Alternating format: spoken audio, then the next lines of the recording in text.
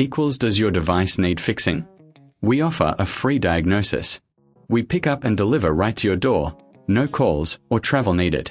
We send you a quote before repairing, and only go ahead if you approve it. Easy, transparent, and professional. Link in description.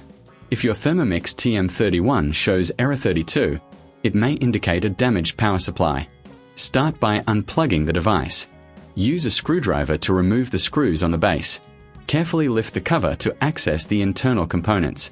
Look for any visible damage or loose connections. Clean any dust or debris inside to ensure proper airflow. Check the power supply for signs of wear. If you notice any issues, it's best to consult a professional. Remember, we offer professional diagnosis without obligation. Once you've assessed the situation, you can decide whether to proceed with repairs. If you need assistance, we provide pickup and delivery at your home. This means no calls, no travel, just convenience.